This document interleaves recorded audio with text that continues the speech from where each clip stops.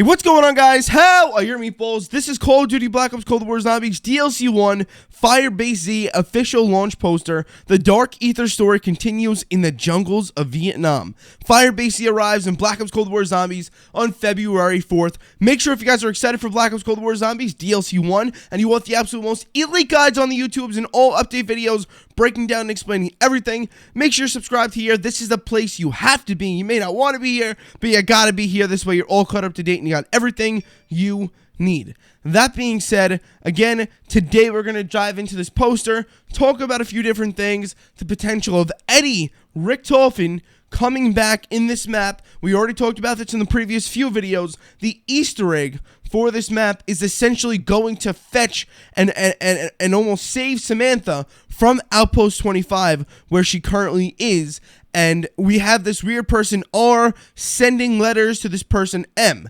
M could be Maxis, M could be Ludwig Maxis, most likely it's Samantha Maxis. This R, it could be somebody else, but it probably is Richtofen sending letters to Samantha. Do we know that for sure? Absolutely not. Could be two entirely different people, and we could be confused. But it makes sense. It's starting to make more and more sense now that we have some backline, some storyline to lean back on from TREYARCH themselves about the map and stuff like that. And the fact that we know Eddie is in this universe, it's very, very possible. We even have some story stuff in the game files from Eddie. So that being said, let's jump into this. The first real thing that I noticed on this was this weird symbol in the lower left-hand corner of the screen. I have no idea what this is. I'm sure somebody's going to soon identify this, but I have absolutely no idea what this is right here. So that's that. And then there's a lot of other interesting stuff going on. So let's move over here. We got the Firebase Z logo, like I just said, blah, blah, blah. You notice that there's like weeds. There's a lot of trees and weeds around, which is very interesting, giving you those kind of swampy Shinonuma, really Shangri-La, but kind of even Shinonuma-esque vibes. You got lighting, kind of like Ancient Evil, but you're actually seeing the outside. Really Ancient Evil, Go Rod kind of mix, it seems, and it looks really awesome. This is what I'm saying. If you have a daytime zombies map and it's not like blue and kind of like Element 115 base like DE, this or the Giant, right? This is probably the way you want to go, because it just looks like it's going to be a sick theme. Not white and bright like D Machina. But here we go.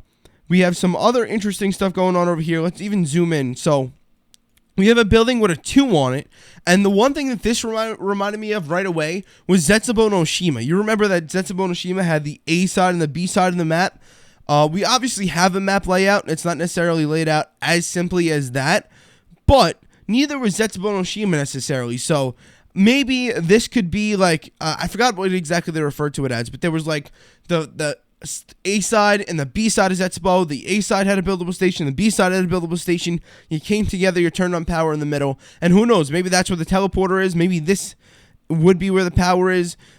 This ball, a lot of people speculated, was something like the biodome from Moon. It's obviously not that, unless this is a lot bigger than we actually think it is. It's probably not the biodome. There's no reason for it to be a biodome. But that's that right there. It looks pretty cool just being there. This is probably gonna have a purpose. Hopefully we're able to go inside of it. But that's what this ball is right here. Now looking around the skybox real quick. We're seeing helicopters everywhere, which is really awesome for a few reasons. One of the main things I also say about the atmosphere in immersive zombies maps from TREYARCH in the past has been, Origins, Go Rod, even Zet for that matter, even all of the maps in Black Ops 3, you look up, there is something insane going on up there. Zetsubo probably the most boring out of all of them, but think of Go Rod and Origins in specific, right? I know Origins is a BO2 map, but you got planes flying around. In Go Rod, you got some fire going on. It just looks insane. Kind of like this coloring in a way as well. And here we have some helicopters flying all around the sky. Will that necessarily be the case? Will they be soaring back and forth? I don't know, but that's interesting to note. And another interesting thing to note is that this is more of like a nighttime / dusk map. Like it's an orangey, kind of yellow, relaxed, sun going down vibe. But it seems like it may also be a little bit dynamic. Like, as you can see, well, it may also just be dark ether mode. But as you can see, there's like actually some nighttime, a real nighttime part of this. I'm ignoring all the other stuff going on right here for a second. There's some nighttime stuff going on over here, and you almost get some kind of Revelations S vibe when you look at the skybox in its entirety. Here you're like, okay, Ancient Evil kind of vibes, right? Stuff like that. Maybe even some kind of Voyage of Despair S vibes when you look at Samantha. But when you really take a deep dive, it's dark. It's also bright in some areas. But there's also this right here. If you look behind Samantha's head, I don't know if this was done for the sake of just to make Samantha pop. But if we look behind her head, there's obviously something very big right here, and it looks like in front of that there's something even or something not even bigger, something even smaller, but fitting behind Samantha's head that's very bright. I'm assuming that's going to be the moon, but maybe it's some kind of star just like in Revelations, and it's going to be bright, and it's going to light up the sky, and it's going to add for another very, very cool piece of the skybox that'll just, again, add to the overall experience. But, okay, I'm just jumping around all over here. Let's just get back to where we were. So we had this right here. Zooming in, there's nothing else we can really make out from this. Blah, blah, blah. This is probably going to be a playable area. This almost looks like an MP map from BO3 right there. But yeah, we got the helicopters in the sky. That's pretty much it, aside from just looking at... There's still more we're going to talk about. But that's pretty much it, aside from, like, all of this outside stuff. The zombies themselves, they have some cool designs. We have regular zombies that look like this. We have some woman zombies over here. I believe I saw one. Okay, maybe I didn't. But here, there's a closer look at this guy right here. Really awesome. This guy's got this helmet on, almost a Go-Rod-esque helmet, right? Then we have some zombies that look like they should be in Shunonuma / Shangri-La right there, with that kind of look. Looking really, really awesome. We have a nice contrast and variation, really, in the zombie types, which looks so frigging awesome. I'm so excited, man. And we have even more to talk about here. So hold on. Let's actually, you know what? Let's go over here. So this guy is obviously the boss in the map. We now know that he has two things on the top of his head. Like, they're almost like antennas, but I think we can say safely that he's going to probably slap down with this. This thing is pretty much just a Margwa. It's literally just a one-headed Margwa. If we look at it for face value, he's got 4 arms, well, really, and 2 legs down there. Unless he's standing on these. Is he standing on these? He may be standing on those.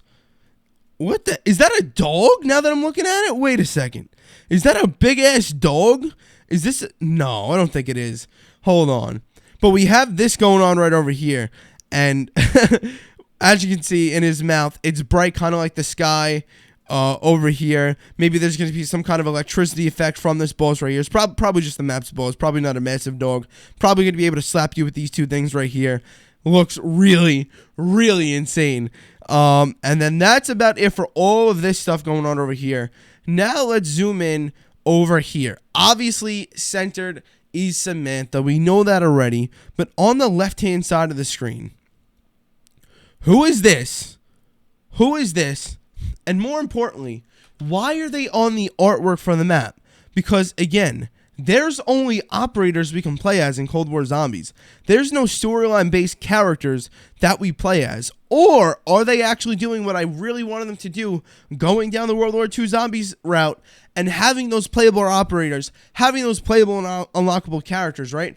But now we have playable characters that are storyline based that we can probably only use in zombies, but they give us insight into the storyline. They give us Easter egg hints. They give us everything typical zombie storyline characters would give us, and we can play as them all the time. But if we want to play as our operators and not get quotes and really stuff like that, then we can do that. We have the choice to do that. I think they may finally be doing that, and that's awesome. I really hope they are, but we don't know for sure, obviously.